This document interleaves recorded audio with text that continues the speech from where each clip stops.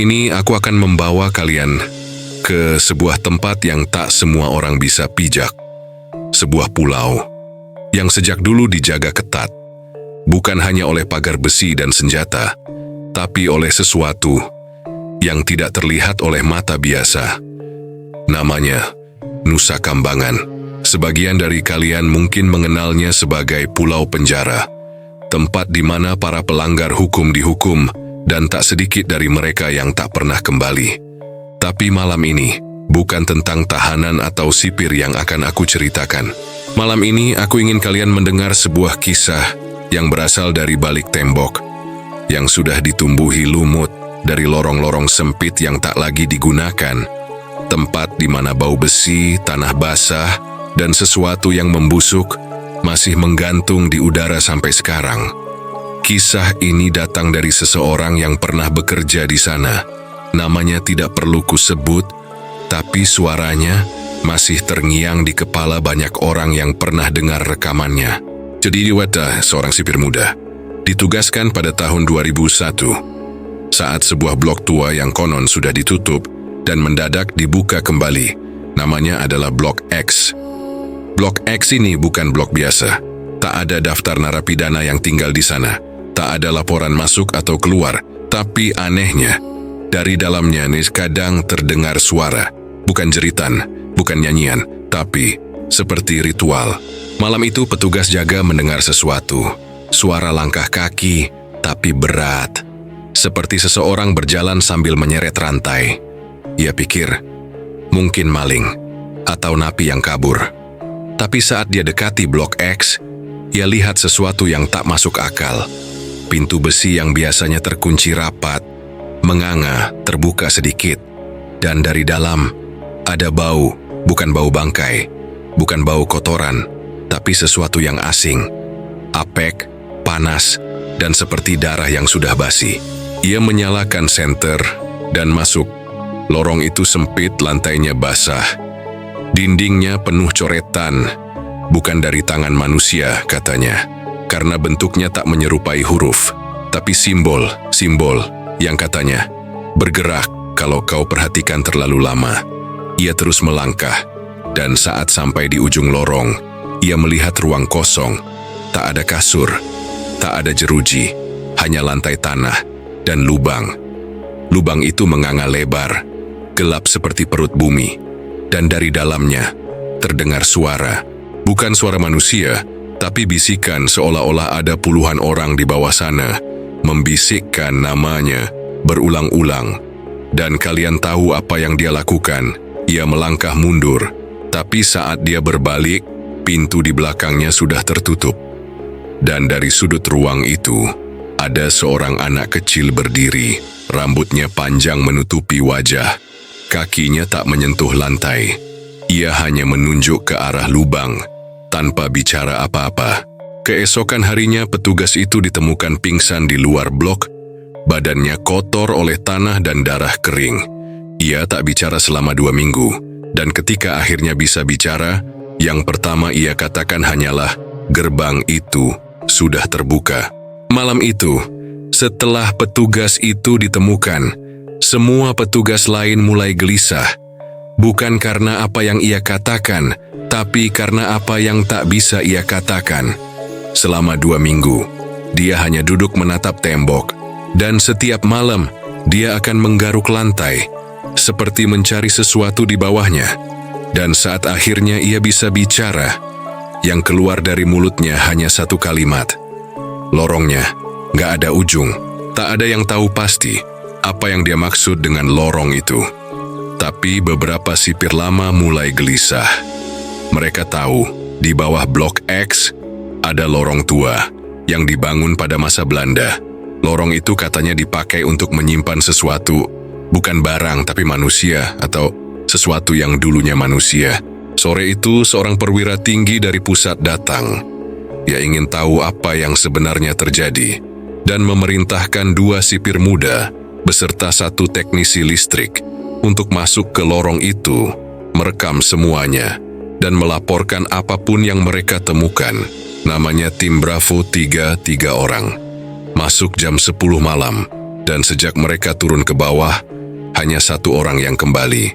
"Komandan, ini Bravo 3. Kita nggak bisa tembus sinyal, kami nemu percabangan, tapi peta nggak sesuai. Lorongnya muter," kata sipir muda yang terlihat panik. "Muter." Berulang, seolah lorong itu tak punya arah. Setiap kali mereka balik badan, mereka kembali ke tempat yang sama. Dan lalu, salah satu dari mereka, Raka, melihat sosok bayangan berdiri diam di ujung lorong, tinggi, kurus, dan tak punya wajah. Itu siapa?" "Halo, kami petugas."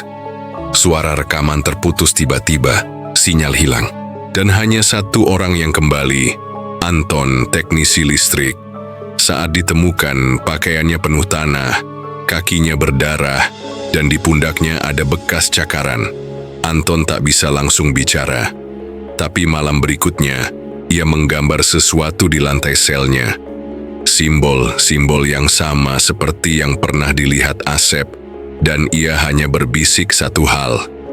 "Kami nggak sendiri di bawah sana." Dan setelah kejadian itu, blok itu ditutup lagi. Bukan oleh perintah resmi, tapi oleh rasa takut. Tapi malam ini, aku ingin kamu ingat satu hal. Nusa Kambangan bukan hanya penjara. Ia adalah penutup, sebuah tutup besar yang diletakkan di atas sesuatu yang tak pernah ingin ditemukan. Dan kini, lorong itu terbuka. Ada hal-hal di dunia ini yang tidak bisa dijelaskan hanya dengan akal. Dan di Nusa Kambangan, hal itu bukan lagi sekadar cerita warung kopi. Ia nyata, dan ia sedang bergerak. Joyanton, satu-satunya yang kembali dari tim Bravo 3, mulai mengalami perubahan. Ia sering bicara sendiri, kadang tertawa pelan saat malam tiba, seolah sedang mendengarkan sesuatu yang tak terdengar oleh kita. Dan setiap malam Jumat, dari sel isolasi tempatnya dirawat, selalu terdengar suara langkah kaki, berhenti di depan pintunya. Tapi saat diperiksa, tak ada siapapun di lorong. Suatu malam, Anton bangun dalam keadaan gemetar. Ia meminta pena dan kertas, dan menuliskan sesuatu yang, hingga hari ini, masih disimpan dalam berkas rahasia militer. Tulisannya hanya satu paragraf. "Kami menemukan mereka. Mereka tidak berbicara, tapi kami bisa mendengar isi kepala mereka. Mereka bukan manusia, tapi pernah jadi manusia." Siapa mereka yang dimaksud Anton, tak ada yang tahu pasti. Tapi dari catatan lama yang ditemukan di arsip peninggalan Belanda, di bawah tanah Nusa Kambangan, pernah dilakukan eksperimen. Eksperimen yang melibatkan tahanan politik, pemberontak, dan orang-orang buangan yang dipaksa tinggal di ruang bawah tanah tanpa cahaya, tanpa waktu, tanpa suara. Mereka dikurung bersama selama berbulan-bulan, dan perlahan kehilangan bentuk. Mereka tak lagi menyebut nama, tak lagi mengenal wajah. Mereka hanya menjadi satu, seperti kesadaran kolektif yang mengendap di ruang lembab, menyatu dengan dinding batu, dan menunggu hingga ada yang membuka lorong itu lagi. Dan sekarang, lorong itu sudah terbuka. Beberapa minggu setelah Anton menghilang secara misterius dari ruang perawatan, sebuah kamera kecil ditemukan, tersembunyi di salah satu helm tim Bravo 3, dan rekaman terakhir di dalamnya menunjukkan sesuatu yang tidak boleh dilihat siapapun. Gambar lorong gelap, lampu senter yang berkedip, dan mata pasang mata, puluhan, mungkin ratusan, muncul dari balik dinding, dari lubang-lubang kecil, mengintip, diam, dan bergerak bersamaan. Mereka masih di sana. Mereka belum keluar, tapi lorong itu makin hari makin dalam, dan kini suara-suara mulai terdengar di blok lain, blok yang seharusnya steril, blok yang baru dibangun. Apa yang ditemukan di lorong itu belum semuanya terungkap. Tapi ada satu hal yang pasti, mereka tidak sendirian di bawah sana. Pagi itu, di ruang dokumentasi lama Nusa Kambangan, seorang petugas arsip menemukan sesuatu yang seharusnya tak lagi ada. Sebuah map coklat, tertutup debu, dengan cap merah bertuliskan, "Tidak untuk dibuka, Kolonial Belanda, 1923. Isinya bukan data tahanan, bukan laporan pengiriman logistik, tapi catatan tangan. Ditulis oleh seseorang yang disebut Kolonel W.D. van Brugge, dan halaman pertamanya dimulai dengan kalimat, "Kami menggali terlalu dalam." Tahun 1923, Belanda membangun kompleks bawah tanah di bawah Blok Timur Nusa Kambangan. Secara resmi, proyek itu disebut sebagai gudang senjata cadangan. Tapi dari catatan yang tertinggal, gudang itu lebih mirip penjara dalam penjara, tempat di mana suara tak bisa keluar dan cahaya tak bisa bertahan lebih dari 1 menit. Kolonel van Brugge menulis bahwa mereka menemukan ruang kosong di bawah lapisan batu, bukan buatan manusia. Ruang itu, katanya, sudah ada sebelum Belanda datang, dan di dindingnya terukir simbol-simbol yang tak dikenali oleh siapapun di antara mereka. Beberapa serdadu yang pertama kali masuk hilang dalam waktu kurang dari 2 hari, dan yang berhasil kembali berbicara dalam bahasa yang tak mereka pelajari. Sejak itu Belanda mulai mengirim narapidana tertentu ke ruang bawah tanah itu, katanya, untuk eksperimen pengendalian pikiran. Tapi beberapa laporan lain menyebutkan sesuatu yang lebih kelam. Kami ingin tahu, apakah manusia bisa kehilangan jiwanya, tapi tubuhnya tetap hidup? Dan dari situlah muncul istilah mereka yang tak bernama. Di halaman terakhir catatan Van Brugge, ada satu kalimat yang ditulis tergesa dengan tinta yang pudar. Jangan biarkan lorong itu terbuka lagi. Karena jika mereka mendengar suara dunia, mereka akan ingat siapa mereka. Dan sekarang, lorong itu terbuka, tanpa sengaja, tanpa rencana. Dan setiap malam selalu ada laporan baru. Sipir mendengar langkah kaki, tahanan mendengar suara dari lantai kamar, dan satu CCTV di Blok Timur menangkap bayangan yang tak bisa dijelaskan secara teknis. Apa yang sedang bangkit di bawah sana belum terlihat sepenuhnya, tapi satu hal mulai jelas. Mereka mulai mengenali suara manusia, dan setiap kali seseorang menyebut nama Blok Timur, getarannya terasa di lorong. Suara kecil, seperti sesuatu yang menggaruk dinding batu dari balik tanah. Jika ada yang mendengar suara dari balik lantai, tolong, aku masih hidup. Jangan percaya. Karena suara itu bukan milik siapapun yang pernah hidup di dunia ini. Itu suara dari mereka yang tak pernah keluar. Setelah ditemukannya catatan Kolonel Van Brugge dan terbongkarnya lorong yang tak seharusnya dibuka, sesuatu mulai berubah di Nusa Kambangan. Perubahan itu bukan yang bisa dilihat dengan mata telanjang, tapi bisa dirasakan. Udara menjadi lebih lembab, lampu-lampu mulai sering berkedip, dan suara-suara asing mulai muncul saat malam telah sepi. Yang paling aneh adalah para tahanan mulai menghilang. Tanpa jejak, tanpa suara, tanpa keributan. Mereka hanya lenyap. Awalnya hanya satu, seorang napi kasus pembunuhan sel Blok B2. Ia terakhir terlihat malam Jumat, pukul 2 dini hari. Kameranya rusak, sipir jaga tertidur. Padahal sebelumnya tak pernah begitu. Dan ketika pagi datang, sel itu kosong. Pintunya terkunci dari luar. Tak ada tanda pelarian, hanya satu hal yang tersisa. Lukisan jari di dinding, terbuat dari lumpur, dan sesuatu yang berbau besi. Lukisan itu menggambarkan lorong. Dan 2 hari kemudian, napi kedua menghilang dari blok berbeda. Lalu satu sipir, dan seminggu setelahnya, teknisi listrik yang pernah memperbaiki CCTV Blok Timur hilang tanpa laporan keluar. Satu persatu, seperti dipanggil, seperti dijemput oleh sesuatu yang tahu kapan mereka sendiri, yang tahu saat mata terpejam. Mereka bilang, lorong itu sekarang hidup. Setiap malam dari dalam tanah terdengar napas panjang. Bukan napas satu orang, tapi serentak, ritmis. Seperti satu tubuh yang diisi ratusan jiwa, bernapas bersamaan, dalam gelap. Dan ketika seorang sipir mencoba merekam suara dari celah di bawah tanah, Rekamannya penuh dengan noise, tapi jika didengarkan pelan-pelan, ada yang bisa didengar di balik gangguan itu. Kau akan datang juga. Kau milik kami sekarang. Kini para petugas mulai enggan menyebut lorong itu.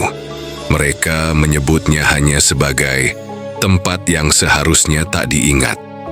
Tapi lorong itu tak butuh disebut. Ia hanya butuh didengar. Dan setiap malam, ia semakin jelas. Biasanya, yang hilang dari Nusa Kambangan tak pernah kembali. Seolah lorong itu menelan mereka bulat-bulat dan tak pernah ingin mengembalikannya. Tapi, satu malam semua berubah karena malam itu seseorang kembali. Namanya Agus, tahanan kasus pembakaran, dinyatakan hilang dari Blok B1 selama 12 hari. Tak ada jejak, tak ada CCTV, tak ada suara. Seperti lenyap ke udara.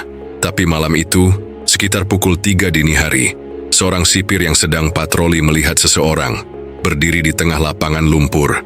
Tubuhnya basah kuyup, matanya terbuka lebar tanpa berkedip, dan mulutnya penuh lumpur. Saat dipanggil, ia tak menjawab, hanya menoleh perlahan dan tersenyum. Tapi senyum itu bukan seperti milik manusia.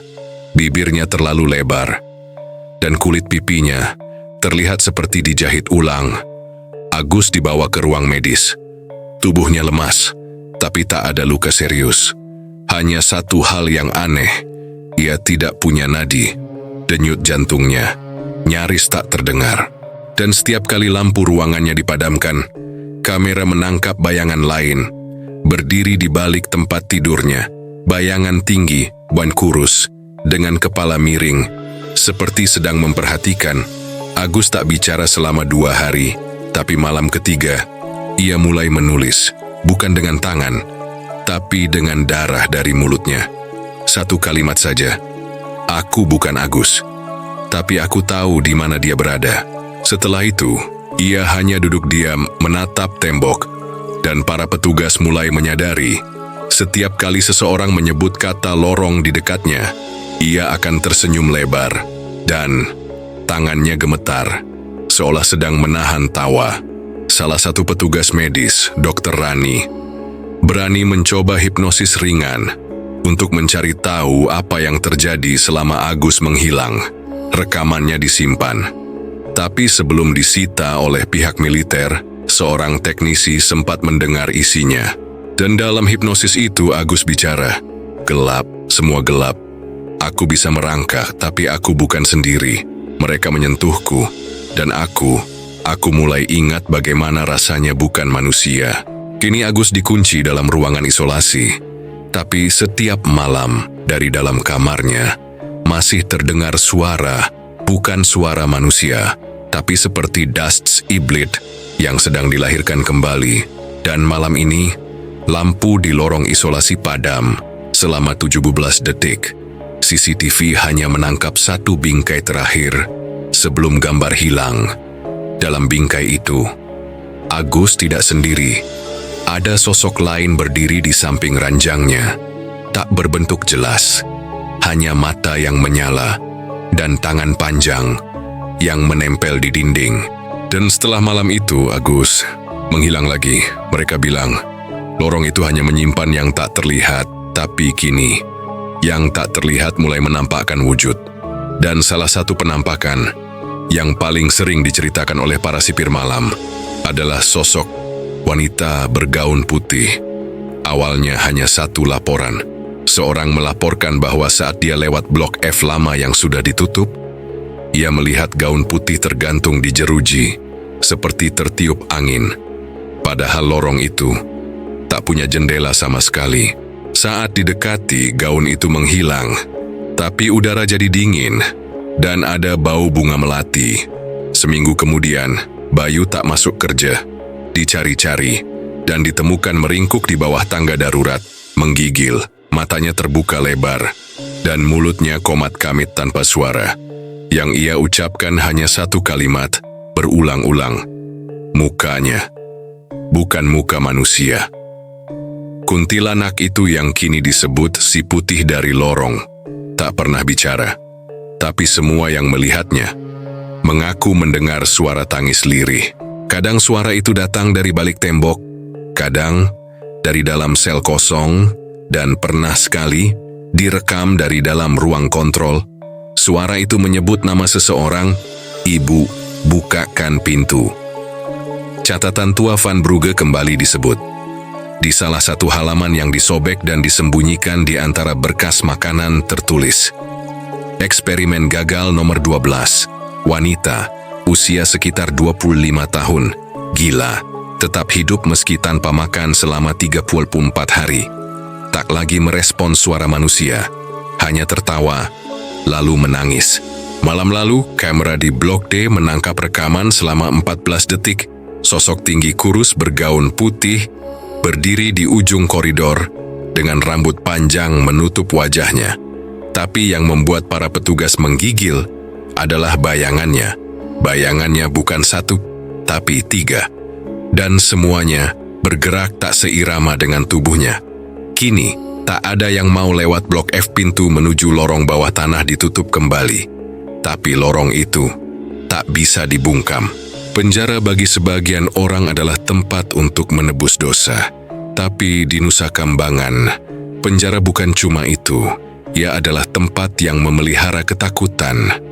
Tempat di mana malam lebih panjang dari seharusnya, dan suara-suara tak dikenal mulai memanggil nama.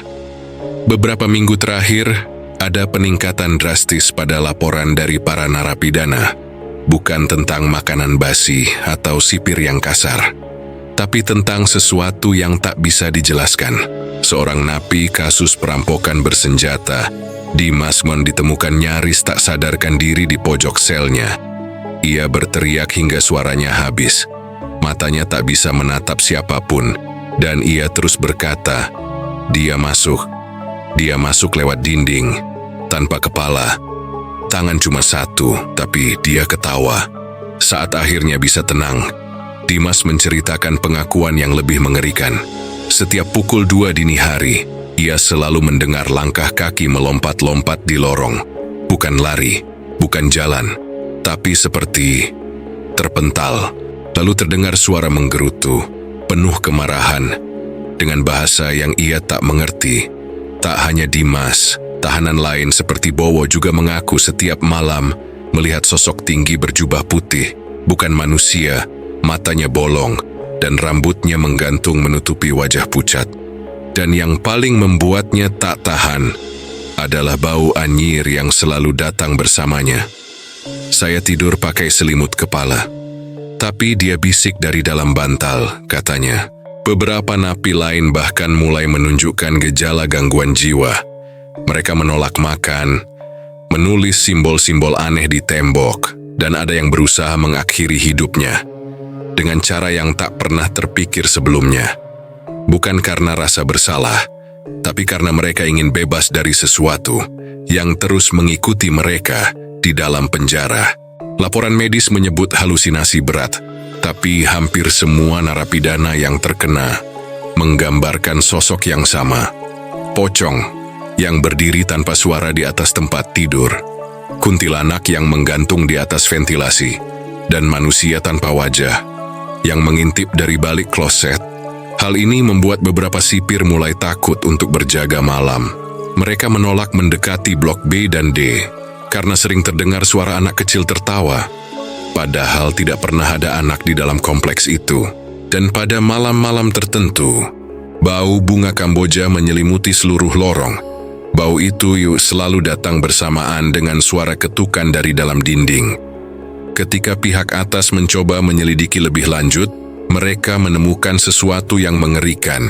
Catatan lama dari masa penjajahan yang menyebutkan lokasi sel-sel tertentu dibangun di atas kuburan massal, dan semua blok yang terdampak sekarang berada tepat di atasnya.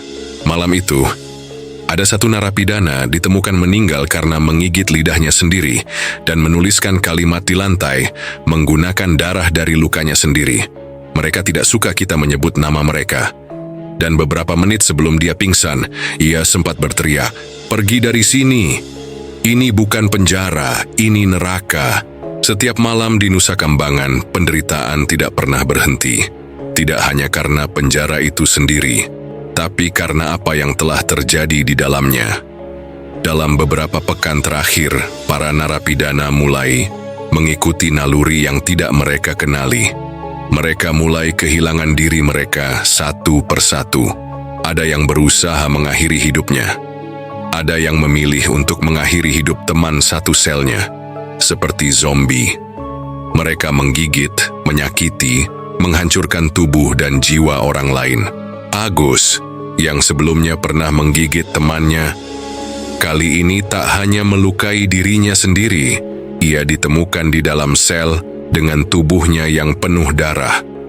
Tapi bukan darahnya sendiri, dia menggigit wajah temannya yang bernama Ricky hingga tak bernyawa. Matanya kosong terpaku ke arah langit-langit, seolah ia berbicara dengan sesuatu yang tak terlihat. Setelah peristiwa itu, sipir mulai merasakan sesuatu yang lebih dari sekadar halusinasi. Dinding-dinding penjara yang dingin terdengar seperti berbisik. Mereka mengaku mendengar teriakan. Teriakan dari masa lalu, teriakan dari mereka yang dulu menjadi korban uji coba, dari para tahanan yang diperlakukan seperti kelinci percobaan oleh penjajah. Di malam-malam yang sunyi, beberapa narapidana terbangun dengan suara teriakan itu, mengetahui bahwa suara itu berasal dari dalam kepala mereka.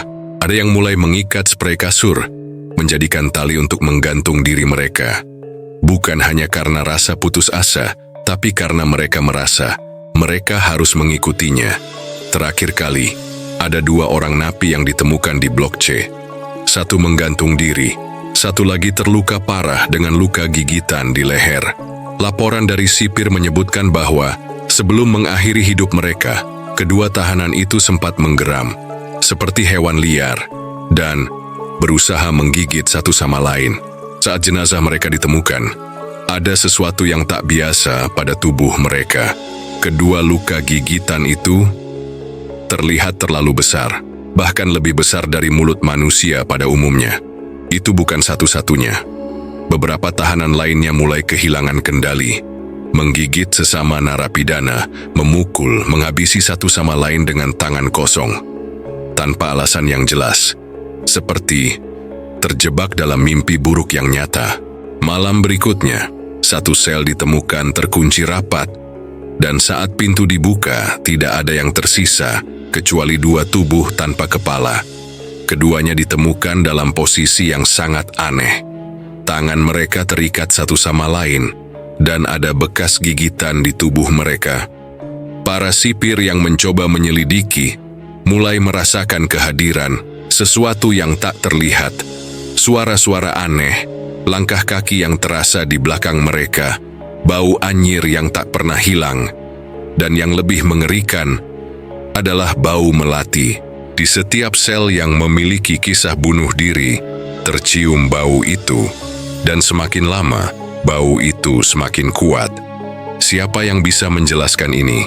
Kenapa para tahanan yang terperangkap dalam sel sempit tiba-tiba berubah begitu saja? Menggigit, membunuh, mengakhiri hidup mereka hanya untuk mendengar suara teriakan yang terus mengganggu. Apa yang sebenarnya terjadi di Nusa Kambangan? Mereka yang bertahan terus dihantui oleh bayangan, oleh suara-suara dari masa lalu yang menggema tanpa henti. Dan semakin banyak yang memilih untuk menggantung diri, semakin banyak yang hilang dari dunia nyata, seperti menghilang dalam kegelapan, di dalam teror yang tak pernah berakhir. Sudah tidak ada yang bisa menghindar lagi. Penderitaan yang ada di Nusa Kambangan bukan sekadar karena penjara ini, tetapi karena apa yang telah dilakukan di sini, dan apa yang masih tersisa di dalam dinding-dindingnya. Dalam beberapa minggu terakhir, jumlah narapidana yang mencoba mengakhiri hidupnya semakin meningkat. Tidak hanya karena depresi atau rasa putus asa, tapi karena mereka mendengar teror yang mengerikan. Suara-suara yang berasal dari para korban uji. Coba zaman dulu, mereka yang masih bertahan tak bisa lagi tidur dengan tenang. Beberapa narapidana mulai terbangun setiap malam, mendengar suara teriakan dari jauh, teriakan yang penuh penderitaan, seperti jiwa yang sedang disiksa. Suara itu bukan hanya sekali terdengar, Ia terus mengiang, terdengar jelas di seluruh sudut sel, seolah datang dari mereka yang sudah mati. Berita tentang teriakan-teriakan ini menyebar dengan cepat. Tak hanya para narapidana yang mendengarnya, tapi juga para sipir yang semakin tertekan dengan situasi ini. Mereka yang terjaga mulai mendengar suara-suara tersebut pada malam hari. Bukan suara binatang, bukan suara angin, tapi teriakan manusia, teriakan orang yang seolah sedang disiksa. Di malam-malam tertentu, para narapidana yang terjaga, yang tidak lagi bisa tidur, akan melihat sesuatu yang mengerikan. Mereka akan melihat bayangan di balik sel, di lorong yang gelap, atau di sudut-sudut yang tak pernah mereka sadari ada. Dan mereka mulai berbicara satu sama lain tentang penyiksaan yang terjadi pada mereka yang pernah menjadi korban eksperimen manusia yang dilakukan pada zaman penjajahan Belanda. Para tahanan yang mendengar suara tersebut, mereka mulai kehilangan kendali. Mereka tidak hanya berusaha mengakhiri hidup mereka sendiri, tapi mereka juga mulai mengakhiri hidup teman-teman mereka.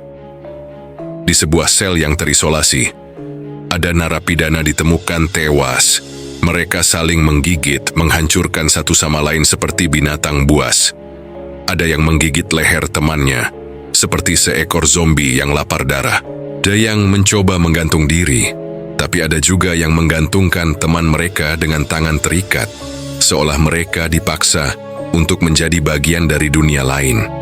Dari sel yang terisolasi itu, terdengar suara teriakan yang semakin keras.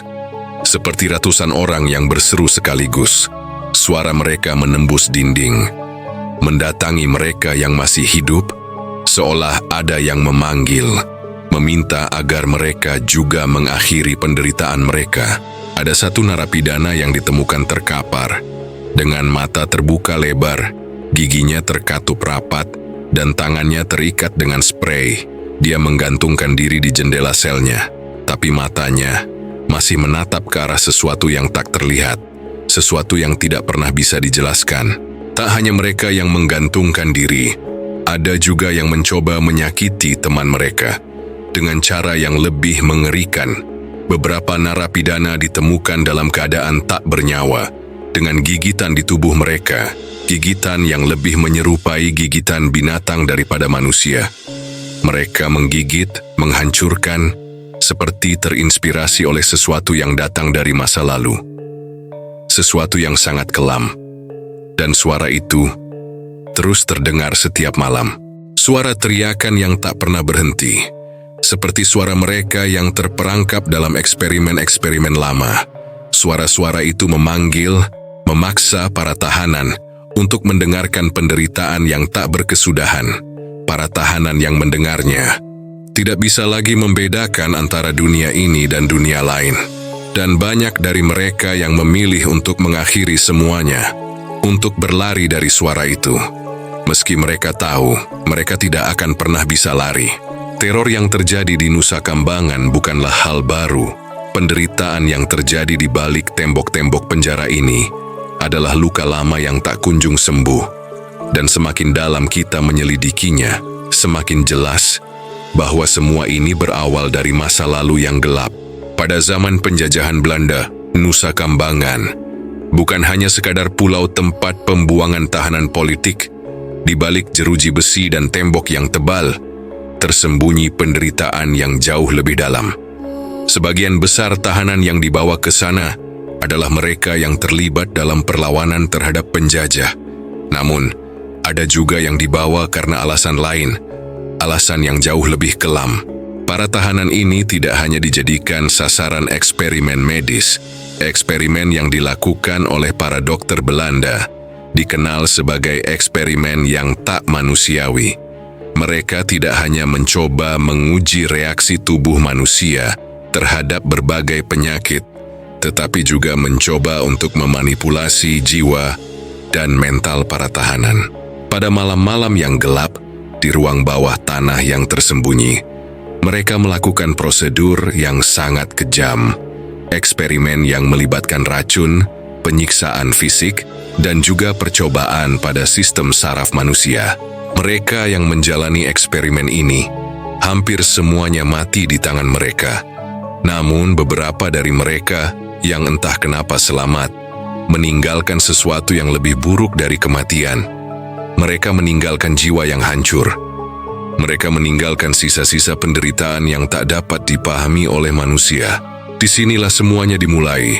Mereka yang terperangkap dalam eksperimen itu, seperti terjebak antara hidup dan mati. Dan kini suara mereka, suara yang seharusnya sudah lenyap dari dunia ini, terus bergema dalam kepala para narapidana yang ada di sini, di Nusa Kambangan.